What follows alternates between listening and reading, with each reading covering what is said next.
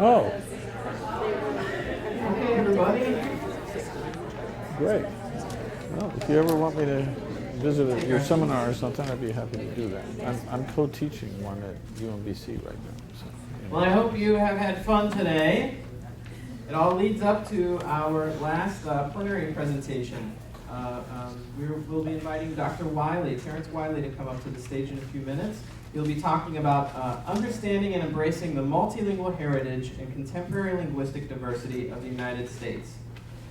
Just so you know, if you're not familiar with Dr. Wiley, he currently serves as the CEO of the Center for Applied Linguistics. So if we can do a nice welcome for Dr. Wiley to come up to the stage.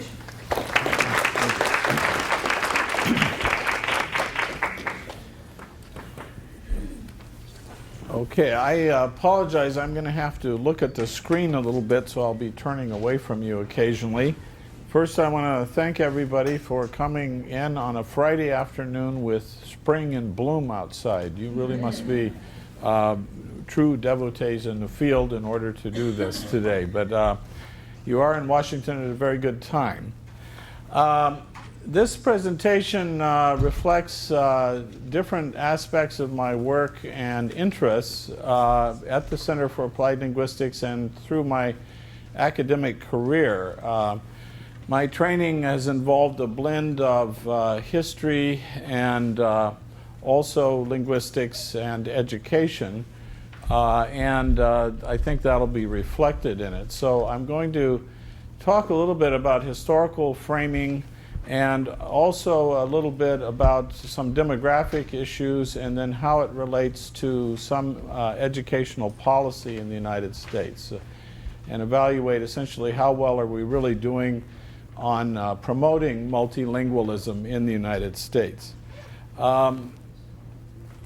If we start with a few statistics, we know that over the last 20 or 30 years that we are seeing a rapid increase in at least the number of people who report that they can have that the other languages are spoken in their homes.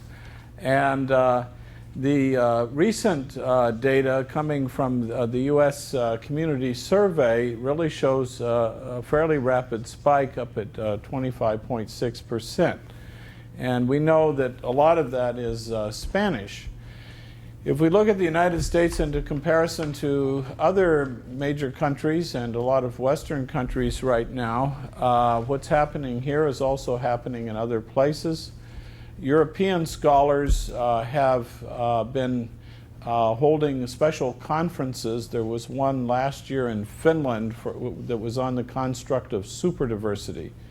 And one of the things that is being argued is that we're at a historically unprecedented time in terms of the amount of diversity in the United States. And although that may be true by some ways of looking at it, I'm going to argue that we've always had superdiversity in the United States, and even though we may have had times when immigration was more robust than at other times, that what we're actually seeing right now is fairly typical for our history, although the mix of populations is different for various reasons that I'll try to talk about. This is a map of the United States that most people aren't familiar with unless they study Indian anthropology and languages of Native Americans. But this is an early linguistic map of the major languages that were spoken on the continent prior to Europeans coming here. And so one of the initial things that we see is that there was a high degree of linguistic diversity at the time that the Europeans first got here. If we look at the historical bases for why there is a lot of diversity in the United States, in addition to the indigenous diversity, which would be actually a fourth category here, the more recent bases for it have been immigration, territorial expansionism of the United States, which as we get a little further away from the 19th century, we usually don't think about too much, and then internal transmission through families and communities and other ways, social networks. So these are really the primary sources of diversity other than indigeneity. But indigeneity is important, especially when we think about the expansion of the United States that occurred through its history. If we go to the early colonial period, we know that the British colonies were along this region, and that there were French Canadians up here. The Spanish for a time controlled the area west of the Mississippi, and then later France controls that area. And we have something here called Indian Reserve. So that was a reserve at one point in time, but we know later in our history that this population essentially, to the degree that it did not assimilate, some of it did, was actually pushed further west. So again, when we think about the early history of the United States, we're already dealing with a fairly high degree of diversity. We have some data that we can extrapolate through the first censuses that were done. And here we're looking at the New England colonies right around 1776 when the country was first founded. And one of the things that's interesting to do is to look at the kind of categories of census populations that are used over time. And we begin to see that at certain times there's emphasis on one population and later on another. And a lot of times we have something that's called unassigned, and we have populations that are very broad geographical labels like African, but we know that this was a very diverse population. So in terms of the question, is the superdiversity of the United States now unprecedented, or have we always had a fairly high degree of diversity? How we answer that question is partly based on how we construct our understanding of the past.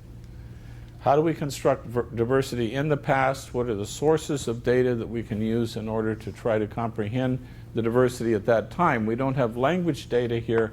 We do have ethnic data that can be sometimes a surrogate for the language data. So here we see in New England that we do have, in addition to English origin populations, we do have other groups, particularly from Europe, as well as a very small African population, and then some people that for whatever reason aren't categorized. And those may have been a lot of blended people, we don't know. So if we looked at the middle colonies, we see a very different mix. We see a larger German population, for example, a smaller English population. We see more Dutch. African here is showing up in much larger numbers, and this is an undifferentiated group. We know that the African population that was in many cases forcibly brought to the United States came largely from West Africa, but it was a very linguistically diverse population. So even when we see diversity at the level of this pie chart, if we start looking inside each of these populations, we would see yet more diversity.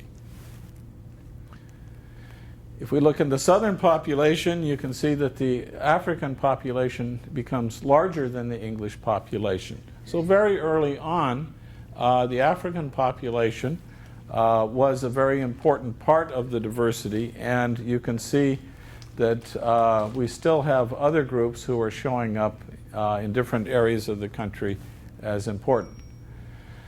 Well, I said that expansionism was one of the ways in which the country became more diverse. And here, some of my friends from the Southwest like to tell me or remind me that we didn't cross the border crossed us. Okay, so a lot of times we tend to frame the diversity of the country in terms of immigration, but immigration isn't the only way that the country became diverse. When Napoleon was in trouble in Europe and he needed to raise money when he was on his second major campaign, he sold at a very good price the Louisiana Territory that was inhabited by both indigenous people, some French and Cajun people here, African Americans, some degree of Spanish and French all in this area. And of course here we still have Spain in control of this region. So, if we take a look now at 1790, just before that early 1800s acquisition of Louisiana, we can see that when the census focused on the white population, we can see the diversity among it at about almost 61% English, but also other groups, and then this unassigned group once again. If we now add in all groups, we can see that African American population at that time was almost 1/5 of the population, and that there is substantial diversity. And not all Native Americans even got counted, but they are showing up in those census counts. We have additional expansion of the country, and the United States essentially taking over the former colonial empires in the so-called New World of Alaska after the American Civil War. All of this area, which had Mexico had recently been liberated in its own revolution from Spain, and then this area is taken by conquest along with Texas, which is annexed by the United States, and then a few years later the part of southern Arizona, which is rich in silver mines and other kinds of things, copper mines in particular, was purchased by the United States. So again, the border crossed a lot of people, and then people were also crossing the border. So I'm again trying to emphasize the fact that we sometimes forget about territorial expansion when we think about the linguistic heritage of the United States. And when we think about languages like Spanish or French, or indigenous languages that were there prior to those areas being part of the United States, then that does provide some historical basis for claims of legitimacy for people wanting to preserve those languages as heritage languages. If we look at the Midwest of the United States, around the time that a number of states were forming, we see an interesting pattern. We actually start off in a number of places. Here's Minnesota, Iowa, the so-called Dakota Territory, and then that was originally South Dakota. But we see that a very high percentage of each of these populations, as these states were founded, were immigrant populations. And so at various times in our diversity, we had very high amounts of diversity in many parts of the country. If we come down to the World War I era and we look at various cities in the United States like New York, San Francisco, and other cities, we're going to find a very high degree of language diversity in those cities at that time. So if we come forward now a little further from the period roughly of around World War I, and then 1940, just before World War II, and then 1970, we see a very high degree of linguistic diversity. Here the focus is on the white population, and we see a very large number of different languages, and you can see the pattern up until we get to 1970, where German was basically in the position that Spanish is now in. And for a great amount of our history, German was the largest second language, and it wasn't really until World War I that pattern begins to change. And so part of the European flavor of this, of course, is based on our immigration policies, which had excluded Chinese in the 1880s and then excluded Japanese and other Asians in the early 19th century. So there was a skewing toward Europe, but that was largely a result of immigration policy. It wasn't the result of free movement of people around the globe. And in the early 1920s, the pattern for European population migration changes as there's a restriction against Eastern and Southern Europeans that lasts up until 1965. So the configurations of diversity then are influenced by not only immigration, but immigration laws. And again, if we go down to 1970 and the post-World War II period, we see that the United States has now acquired Puerto Rico, some of the U.S. Virgin Islands and others in the Caribbean. Alaska came in earlier, Hawaii 1895, and then in the post-World War II era, all of these islands here, and earlier for a time the Philippines, which was allowed to become independent after World War II. So again, what are the sources of diversity in the United States? And some of them are through immigration and others through expansion and territorial acquisition. If we look at labeling, we see some interesting changes over time in the notion of majority. One thing remains constant. There's always the notion of a majority and the notion of minorities. But in fact, the labeling begins to change. In 1790, it was English. By the time we get to 1890, it's called British. And by the time we get to 2000, it's being called European and then others. Okay, so interestingly, the notion of what the majority group is, there's always one there, but it begins to shift to a kind of more homogenized labeling over time. If we now begin to look at how the census is beginning to put broad labels on people, we see the emergence of this new category, which is white along with non-Hispanic. Now, how many of you in the audience normally call yourself white non-Hispanic? So, you know, interestingly, some people do, and but a lot of people don't necessarily use the same labels that the census did. And these labels actually become somewhat controversial, and some of the new labels of mixed race categories also become issues that are discussed and not always fully accepted by everybody that uses them. If we look at how projections are being made for the future, we can see that this new majority category is now shrinking. About a month ago, in California became a Hispanic majority state. And this has been in the pipeline for a while. I was born in California, and in the 1980s we saw it occur with the school-age population, and it's now caught up with the state. So as California goes, so goes the nation, or at least it appears such. So these are projections out to 2050. Now, if we ask, what kind of language policies have we had with this kind of diversity? And what has been the relationship between, say, English and other kinds of languages? So one of the scholars in this area, Heinz Claus, who was a German, argued that through most of U.S. history that we had had a policy of tolerance, that people voluntarily shifted to English. But he was focused primarily on European populations, and even that began to change around World War I.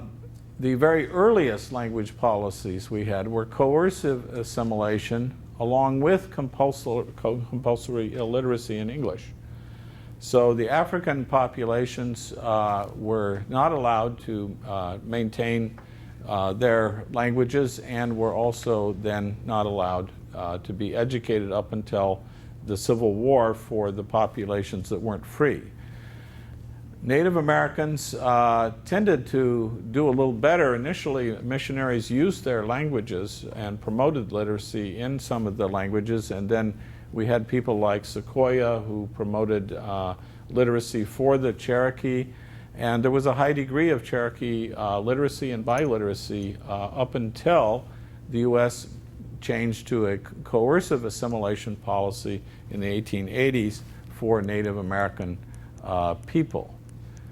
And one of the slogans of the time was by Richard Pratt, who was a captain in the U.S. Cavalry, and he was charged with rounding up children and putting them on trains and sending them to boarding schools around the country.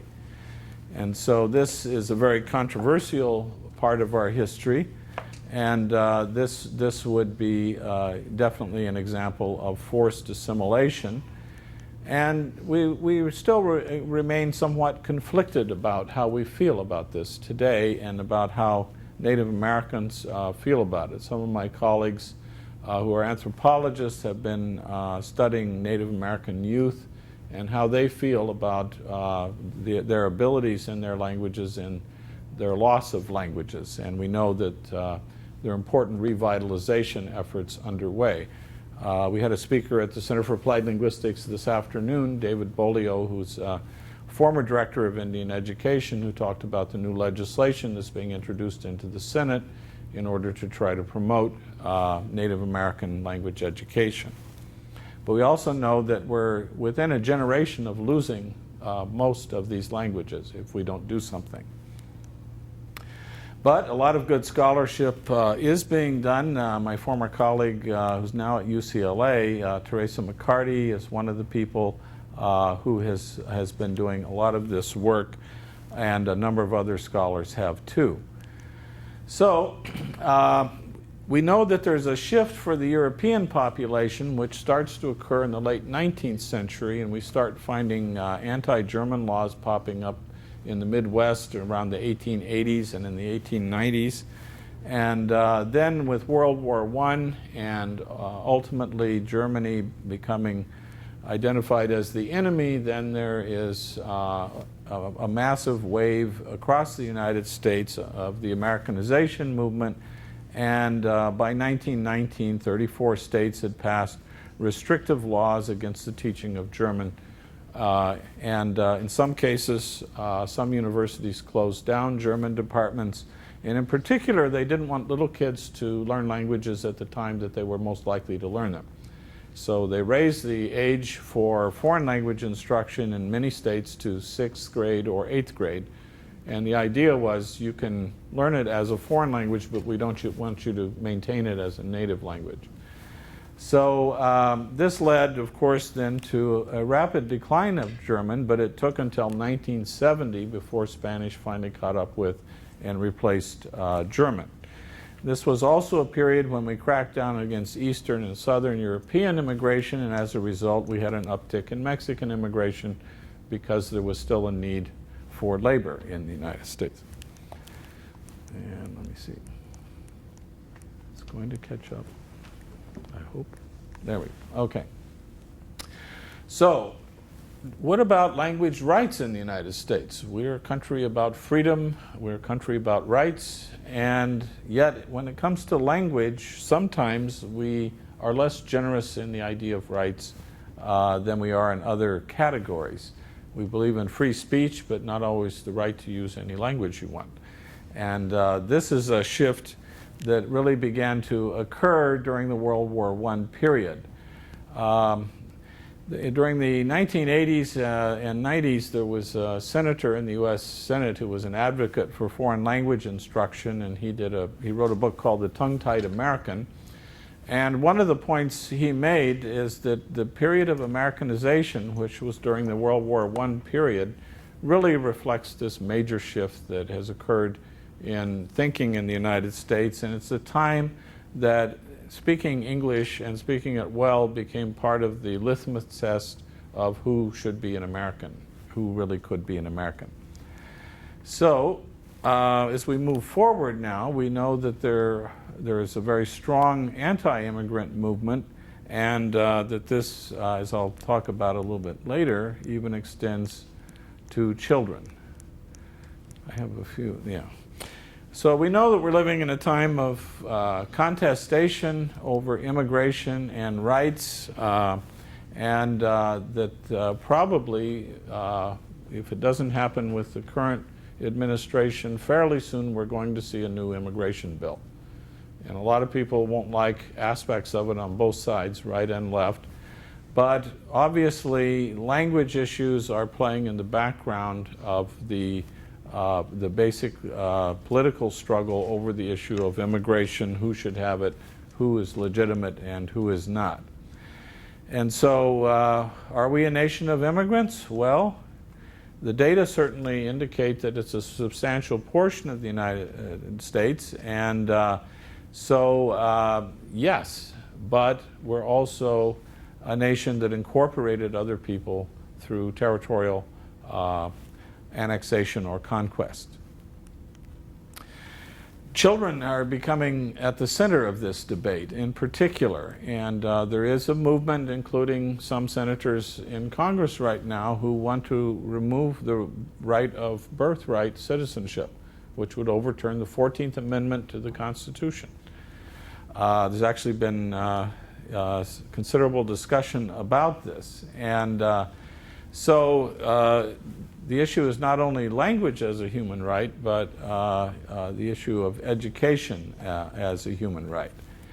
And if we look within who has rights to languages other than English, right now, under the 1990 Native American Language Preservation Act, this is really the only real legal foothold right now, other than at state levels. If we look at the federal level, this is the primary group that finally is receiving some recognition that they have a right to their heritage languages. There was a major Supreme Court case over the right to educate non-citizens that took place in the 1980s, and there was a child named Doe who fought a local school district in Texas. The local district said, since the person isn't a resident, we're not obligated to teach him. And the Supreme Court at that time basically argued that, in fact, children, as a basic human right, had the right to an education regardless of where their parents were from or what their parents had done.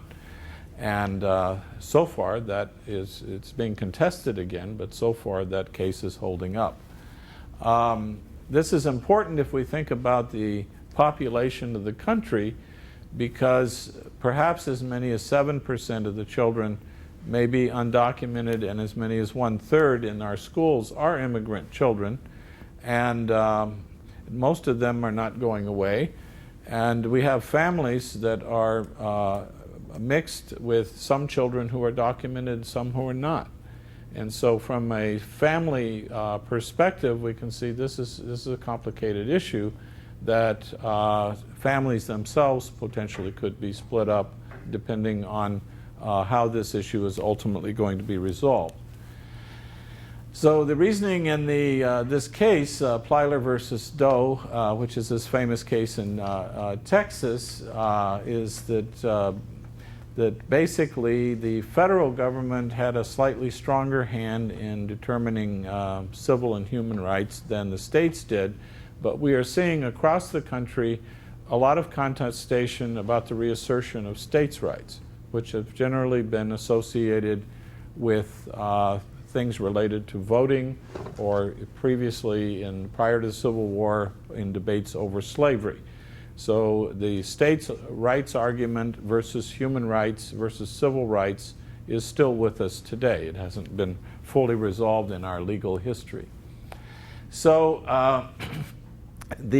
some of the things that were acknowledged in the Plyler case was that the U.S. really has encouraged, through lax enforcement or whatever. We see a difference now with walls being built along the southern border and so forth.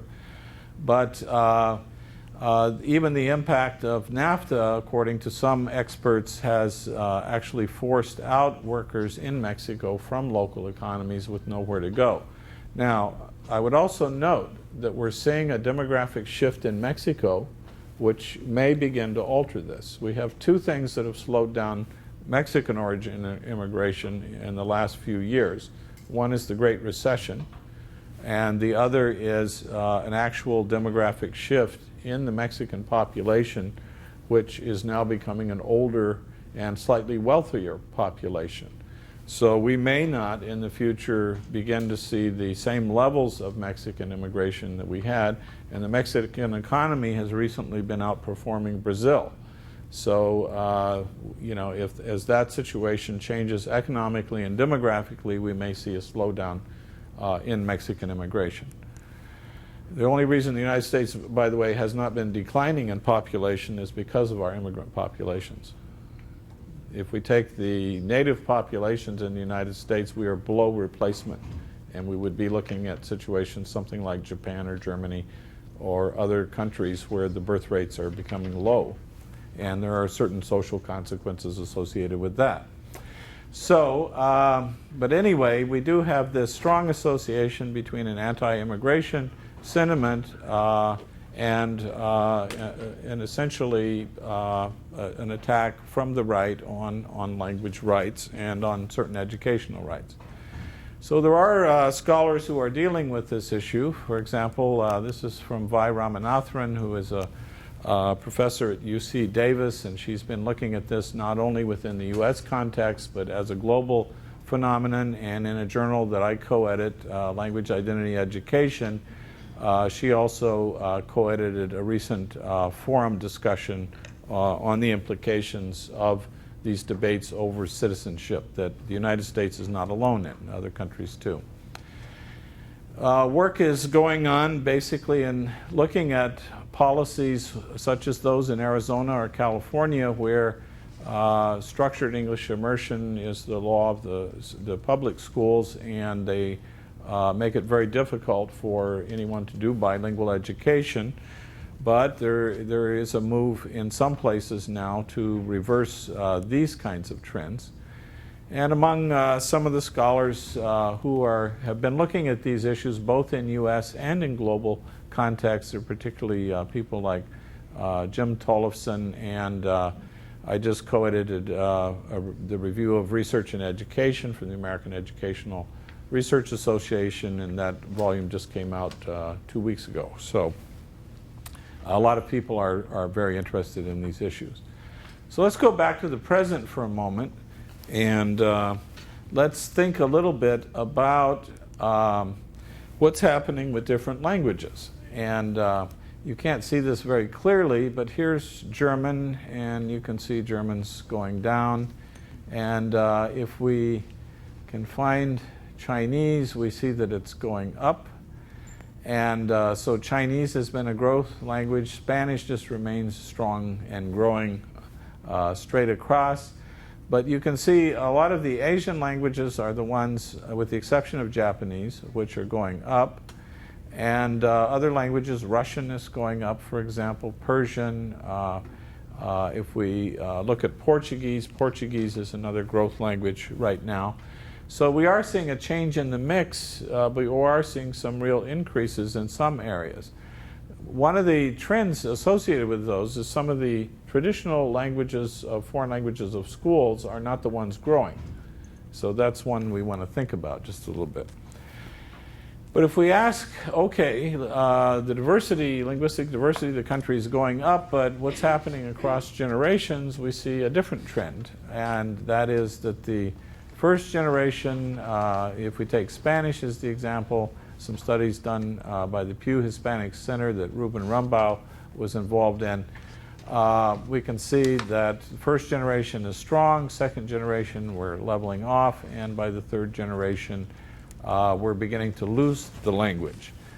When we look at this more carefully, if we look at the so-called 1.5 generation, the kids that came when they were young, but they had some earlier time outside the United States, there's a tendency for them to also shift over to English fairly rapidly. And then as we come down to generations that are further removed, or the configuration of the parents in the family, are they both speakers of another language or only one, and so forth, we see a very rapid shift that's occurring to English. So the bottom line here is that, as Ruben Rumbaugh has said, that what we're really seeing is that we're very good at not keeping languages alive that are brought into the population, and there's a very rapid intergenerational shift.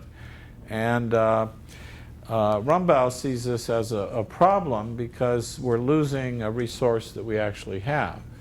The one thing that we do know is people generally will learn English. 98% of the people in the United States claim to speak it at some level. But we are also seeing that we're not building and maintaining this when we look at the data on intergenerational shift. What about other places? Let's look at Europe. How does the U.S. compare? So in Europe, we see a lot of the citizens are in fact able to converse in more than one language, and some do this on almost a daily basis. Increasingly in Europe, however, that language is becoming, the second language is English, if they don't come already from England. So roughly 25%, 26% of the US population live in such homes, but in the EU we can see that it's much higher. So is that a good thing or a bad thing? Well, if you believe in linguistic homogeneity, I guess it's good that we're not as linguistically fluent as Europe. But if you don't, then you begin to look at other things. And if you believe that there is some relationship between language and being able to sell products around the world or converse with other people or train diplomats or other things that we might see as worthwhile, we can see that the United States is way down the list at the average age at which students begin to study English. Or second language other than English. And if we look at the idea of even a third, we're just way off the charts with that. But we do have some countries that we're in league with, New Zealand and Australia. So some people have tried to actually look at the relationship between language and GDP. And this is fairly sketchy science here. But the idea that English is the world's global language and all of that, well, it certainly is compared. It is the #1 second language in the world. But if we look at a current trend that's been going on in recent years, the relationship between GDP and economy, English is actually losing its share as dominant language with GDP associated with it. So that's one to continue to watch. According to some recent data, though, China's going to start falling off by 2050 because the one-child policy is going to catch up. So another one to watch will be ultimately what happens with Spanish or Portuguese. So what's the U.S. government doing about this? Well, the Bush administration passed something called the Critical Language Act in 2006, and it promotes partnerships among the various federal agencies, and they have the goal of increasing proficiency in what we call critical languages. Critical languages are ones that are either important for national security or for economic reasons. So you can see the ones on the list here. And nevertheless, if we look at what's happened with funding in recent years, we've seen dramatic cuts in federal support for foreign language education, apart from the critical languages. We do still have the Fulbright program when we send some people over, and we have exchanges, and these are all things that we would see as positive in promoting language education in the United States and linguistic capacity. But when we look at the bottom line, we see huge cuts that have occurred in the last few years. And a lot of this is in the Title VI funding and programs, some of which are for elementary school children and so forth. Well, Cal, the Center for Applied Linguistics, has done surveys on this. ACTFL has also done surveys. Ours is a little bit different. They try to find enrollment data, but they can't get it from all the states because all the states don't even track the data that well. And we have tried it with calling people around the country. And Nancy Rhodes on our staff in particular has led this effort. And we do see some trends over time. This is 1987, all these green ones. And this is 1997, and this is 2008, the red ones. And so we can see what's happening in elementary schools. There's a decline in the public elementary schools that has been occurring in foreign language instruction. Privates are almost even, but overall we do see a decline. If we look then at which languages have been offered, Spanish is always the winner in terms of the primary foreign language which is offered, but we see some others. But one interesting thing about Spanish is that we don't see Spanish for native speakers being offered to the same level as Spanish for as a foreign language. And we might consider that odd given that we have at least 35 million people in the country that are speakers of Spanish, so why are we teaching it as a foreign language when in fact the U.S. is probably the fourth largest Spanish-speaking nation in the world. So this has to do with a lot of things, the way that foreign language education is constructed and how we feel about Spanish as this language that was actually here before English was. So, but it does give us something to think about the role of Spanish.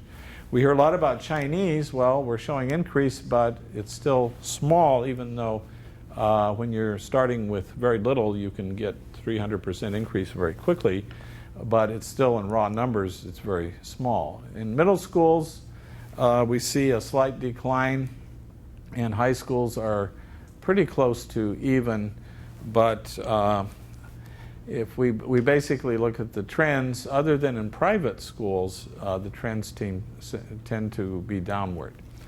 If we again look at secondary schools in terms of which languages are being taught, we can see Spanish is again the winner, and traditionally French, German, and even Latin. There aren't any native speakers of Latin to my knowledge.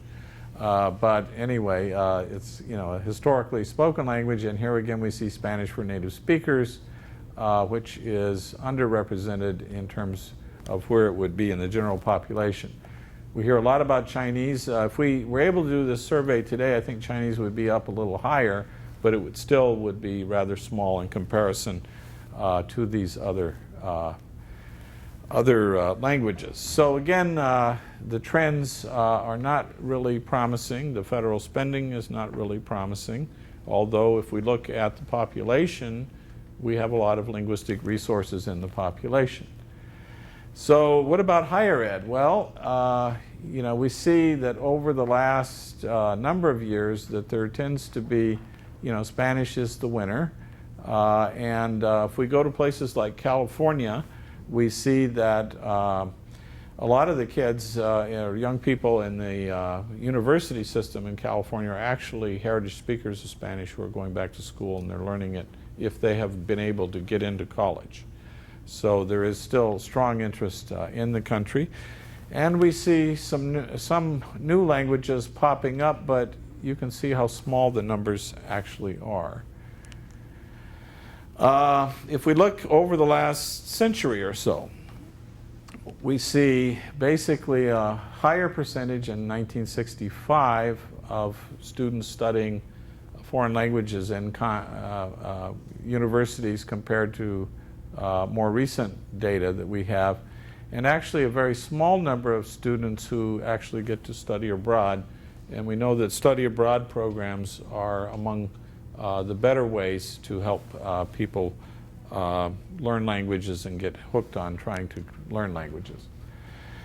Now, so what languages are we teaching, and how does that compare with the most commonly spoken languages around the world? Well, it's good that we do emphasize Spanish because it's number 2 in the world for first language spoken. It's just slightly ahead of English by some measures, but English is the number 1 second language. But you can see some of the other languages that are certainly important in the world, but they don't even show up on our list. So if we look at it this way, we can see that if we were just worried about sheer numbers of speakers and how our curriculum aligns with the languages out there in the world, Spanish is doing fairly well, although it's not reflected proportionally as well in our population as it could be. And the only other language that's beginning to show up here is Chinese, but look at its position in the world, the number 1 first language spoken in the world. So if we look at most commonly spoken languages in families of the school age group, the 5 to 18-year-old age group, we see that Spanish is the number 1 second language spoken in the U.S., and yet the percentages of enrollment look pretty good here. But if we were to look proportionally again at the actual number of Spanish-speaking kids, the majority are not studying Spanish, even though these numbers are pretty good. Chinese is getting a lot of attention, but in fact, Chinese is only fractionally taught it's not up to its proportionality in the population, and you can see these trends with the other languages here.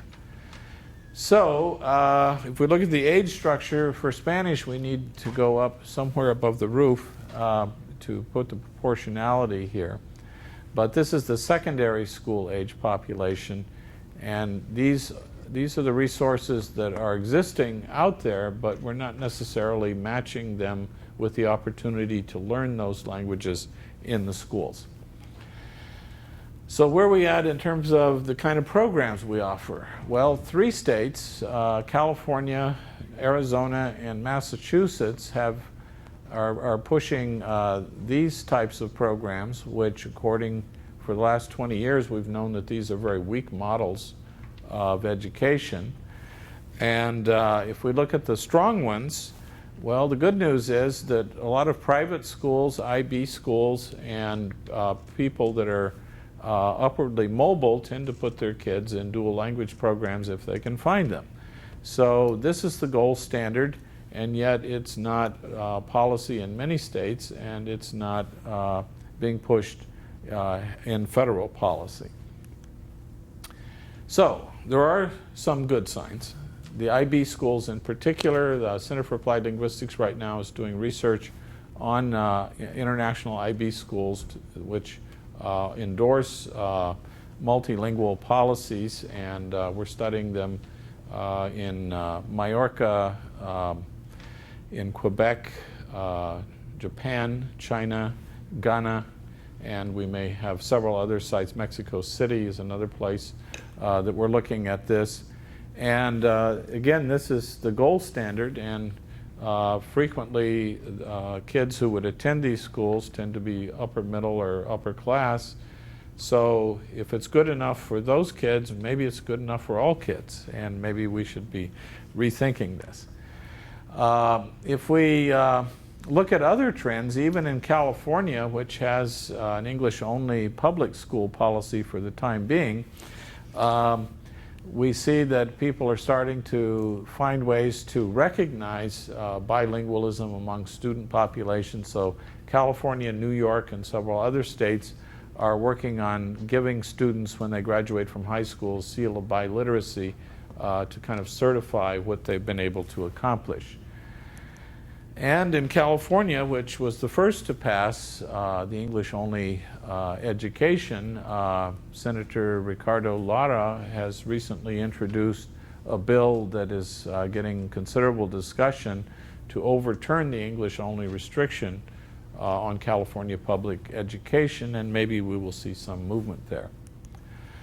There's been a lot of good work that has been done on heritage language education in the United States, and this is essentially focusing on what communities can do themselves. Among the first to really study this and set the bar for the next couple of generations of scholars was Joshua Fishman and Joy Payton, who's here. Joy, raise your hand.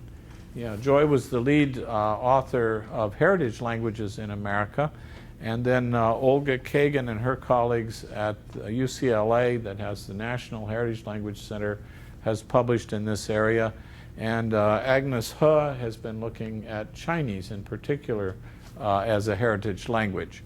So at Cal, we have recently gotten together with a number of scholars, and with Joy Payton and Donna Christian, Sarah Moore, and Na Liu, who all work at Cal, we just published a recent volume looking at heritage and community language education in the United States. And it has a focus on a number of categories that we've made reference to today. The idea of heritage languages within the community or within Native American populations, the ones that are commonly taught, the ones that are called critical or that the federal government is placing priorities on, and then those that have strong community connection. The Hope Chinese School locally here has something like 5,000 students who are heritage learners studying Chinese, and this is largely as a community-based effort. And then we look at basically strategies for promotion. So what the federal government hasn't been doing, a lot of communities are doing, and communities that aren't doing it can learn from other communities where they are. Okay, and these are some other publications that Cal is working on. Cal has long been an advocate of a two-way or dual immersion education. And so if we look at the conclusions, we do see a failure to tap into the resources that we really have in the country. Has been a failure to understand the special status of Spanish. Businesses and marketing people certainly understand it. Univision and Telemundo are very large, markets for the public media.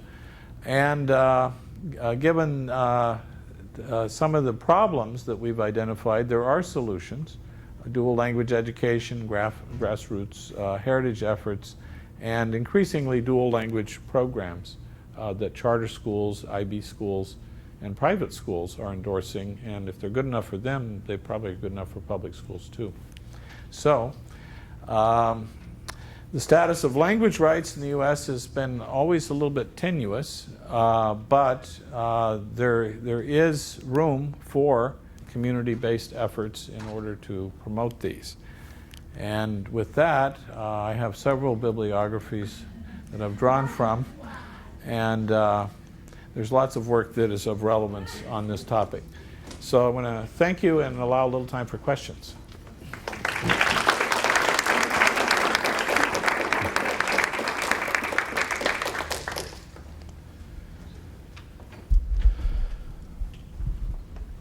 Yes.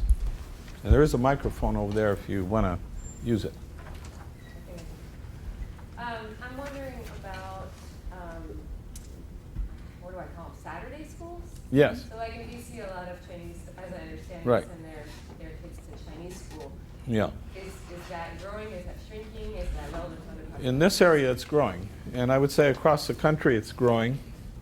And there are several different national associations now that are holding conferences for Chinese. Are any of you connected with them? Do you want to, any of you? I teach at a Saturday school. There we go. Okay. And, I teach at a German Saturday school, which Okay. is suffering in the public education system. Yeah. And though they actually have foreign language German schools all throughout the United States, the Saturday schools are really gaining momentum because people are realizing you can't get the education in high schools the way you used to, and they want to, give these kids an extra opportunity. So we're currently outgrowing by 20% a year.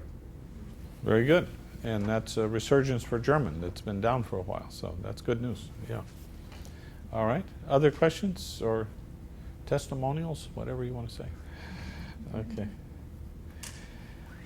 Yes. I had a question. I recently read in The Language Educator, the magazine from APCO, that several states, I believe Illinois and Kansas, have been looking into replacing foreign language requirements for college or high school graduation with computer linguistics or computer coding classes. What is your take on that? Well, it's been happening for a long time. I remember, in the days when they came up with Fortran and some of these kinds of things, they started allowing students to substitute computer languages, and I don't know if anyone still speaks Fortran, but anyway, it's certainly not a substitute for actual languages.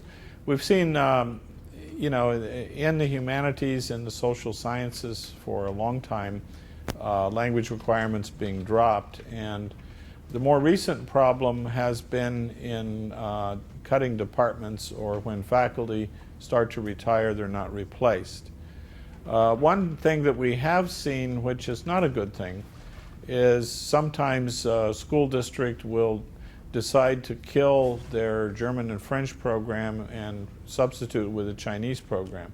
What we'd really like to see is that they could keep their German and French program and have a Chinese program, so that we don't start pitting languages against one another for space in the curriculum. Yes, Joy. Yeah, thank you, Terry, for those wonderful themes that you brought up across history. This morning with Shelley Wong, we were talking about, at least I mentioned poverty and how we have to think of the role of poverty in trends that we're seeing. And you were just bringing that up too, kind of on the other side, saying if it's good enough for these guys who have money, then why isn't it good enough for us? And that's actually a really interesting thing to look at with Saturday schools. Because while we're seeing decline in enrollments, but rich people getting paid for what they want in public and private schools, we're also seeing in Saturday schools people who really have not been blocked or motivated by money. They're motivated by their vision. And so you see these amazing schools in Persian. You go into the Persian community and you see these amazing schools that were started by people who didn't necessarily have a lot of money to do it, but they have huge vision and passion. So we can learn a lot from the Saturday school community-based effort in language education. Right. Yeah, Persian's a good local example. There was just a conference here a few months back that was held at the University of Maryland by the Persian community. And that has been, even with very small numbers, it's been fairly successful. Okay. Others? Well, okay, now they're coming. Okay, here we go, and then I'll get you. Yeah, okay. I noticed that, thank you, Dr. Miller, for the talk. It was very interesting. I noticed that you left out, insofar as language rights, I noticed that you left out the Oakland Ebonics. Okay. I have written about it, and I have a book on it, but anyway, yeah. Okay. So I was going Yeah. to ask, was that Yeah. on purpose, or was No. that? No, or was that, is there something, Yeah. Can you speak to? One of the people I've worked with is John Baugh, who has done work on linguistic profiling and on that, and as well as John Rickford. And when I was in California, I used to work with the Los Angeles Unified School District and a woman by the name of Noma Lemoyne, who taught, it was euphemistically called a Bridge to Standard English program, but it was actually teaching kids contrastive analysis. And we did a book which is published by Multilingual Matters, which is called Ebonics in the Urban Education Debate, which was specifically looking at the controversy around the Oakland situation. And it is important. Some of the issues are not exactly parallel. I was just at the American Educational Research Association conference in Philadelphia, and John Baugh spoke about the Oakland controversy and reminded everybody about it, and noted that that's an area that's been misunderstood. There was one very important case, was the Ann Arbor School District versus Martin Luther King Elementary, versus Martin Luther King Elementary School, and that was in 1979, and it was never appealed to the Supreme Court, but the court found in that case that Roger Schei from Georgetown and Geneva Smitherman and others who were involved in that case took the position that the linguistic differences of African American children were significant enough that they, in some communities, that they needed special accommodation in order to be taught by the schools. And essentially that's a very similar argument that was used in Lau versus Nichols. And the school district in Lau said, we teach in English, and it's not our obligation to teach kids English if their families don't speak it. And the Supreme Court, in a 7-2 decision, said that's ridiculous. okay, which it was. And in the Ann Arbor case, the school district actually accepted the decision and then did provide a program of accommodation.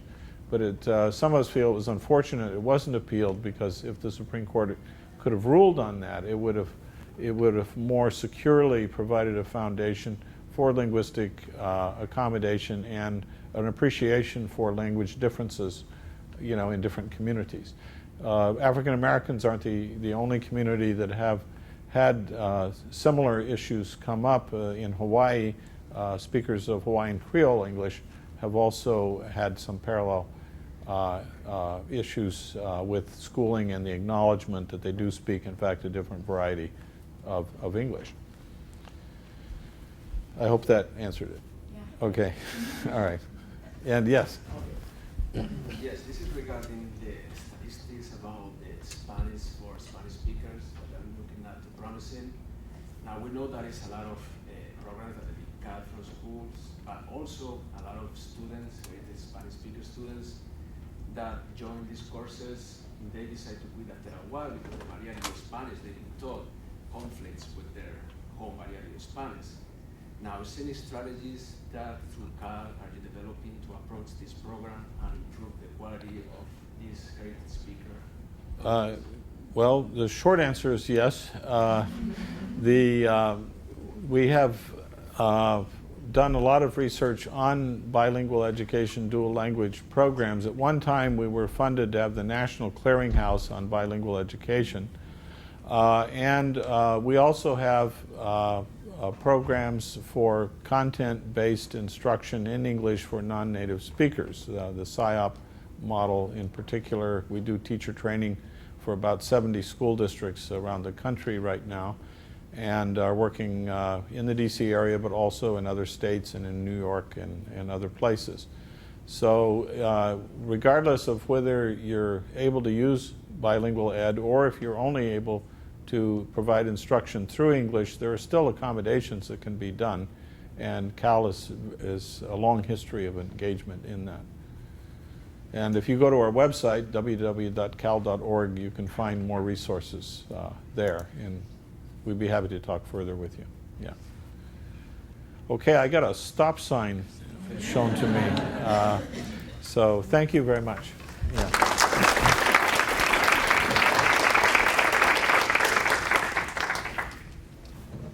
Thank you, Dr. Wiley.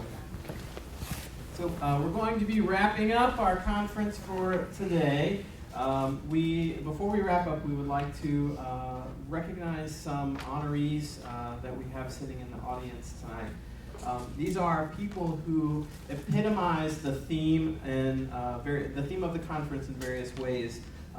Essentially, the idea of innovating, doing things that are different, out of the mainstream. So I'm going to invite our awardees up. If they would like to say something about any research or anything that they're working on, I will welcome them to do that. Our first honoree is Dr. Jenny Lehman. Dr. Lehman represents the theme through her call to social action at the intersection of language learning and culture. She is a research sociolinguistics at the U.S. Census Bureau and an associate professor of Spanish in the Department of Modern Classical Languages at George Mason University. She's currently focused on ideologies and discourse of language, race, ethnicity, and nation, the sociopolitics of language and education, and the critical pedagogy of heritage languages. So I would like to recognize the work that Dr. Lehman is doing. If she could please come up.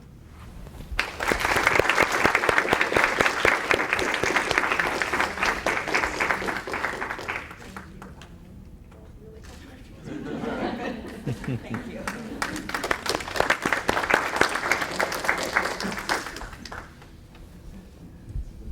Our next awardee is for the award for learning and community. And this is going to be given to the Global Language Network, or the GLN. The Global Language Network's initiatives and inspiring efforts to make high-quality instruction is such a wide variety of languages and cultures accessible to the DC area represents the innovative nature of what CLLC is meant to encompass. So I would like to bring up the CEO of the GLN, Zarko Palankov, to accept this award.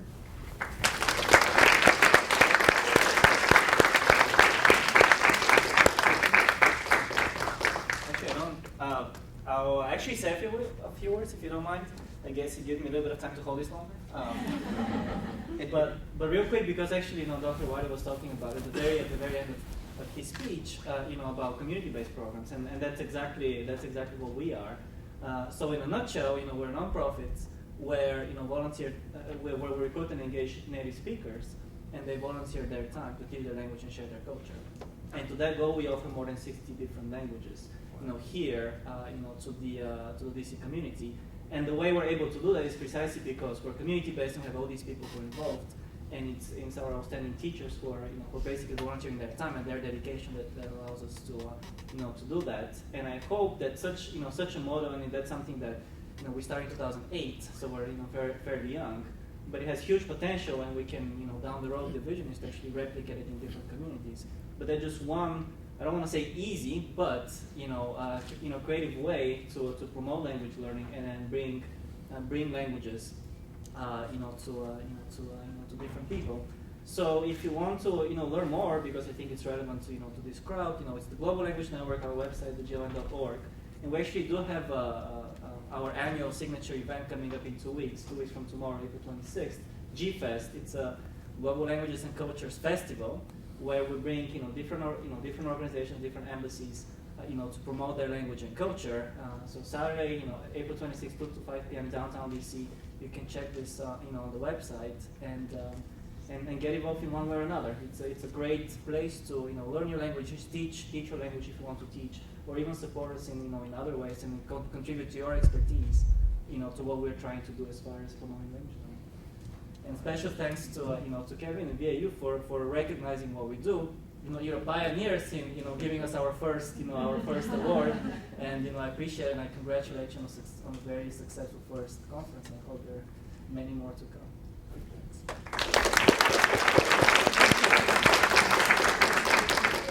Where's my award? Next time. When we have our first conference, you'll be. So our final award will be an award for service. This is going to be given to Mr. George Rado. He focuses on being a practitioner and an administrator, and he does it flawlessly.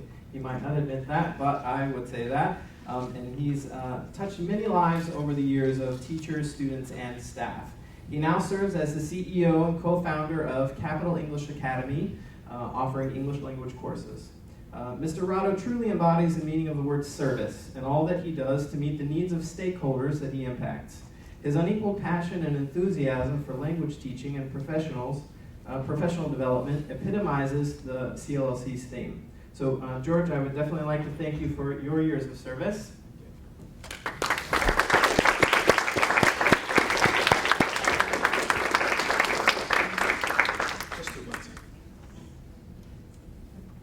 Thank you, Kevin. I'm not going to say much because it's Friday night. Everybody's thinking about going home already. But what I want to say is that I've been involved in language education, particularly ESL education, for 25 years in different capacities, from teacher to administrator to school director, school owner, and it's a very rewarding position, a very rewarding thing to do. And I just want to encourage all of you to stay in the field and do your magic. That's cool. Thank you.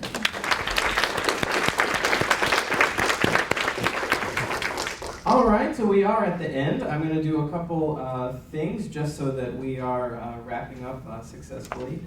There is a form, actually, at the desk that you can pick up that is a survey about the conference itself. Please be honest in your comments. These are things that we'll work on for next year. We have some challenges with our current campus with lots of different buildings to go to, so what we're trying to do for next year is to have one place where all of the events will be housed. So I'm definitely looking forward to next year. In regard to next year, in the back of your program, you can see in the next to last page information about our conference for next year. So our focus for next year is going to be on next-gen assessment. And we are definitely looking forward to it. We're already getting prepared for next year, so I definitely hope to see all of you here again. And there is also information about proposal submission if you are interested in submitting abstracts for next year's conference. And before I finally wrap up, I have some thank yous to do. So I would like to thank Dr. Wiley for coming out today. I definitely appreciate him to come. And he has an extremely busy schedule, so he definitely graced us with his presence today. So Dr. Wiley, thank you for coming today. Thank you very much. Thank you. And a final person is somebody that's very special to the conference itself, because she was one of the people that helped organize it with me. So I would like to thank Dr. Rebecca Sachs.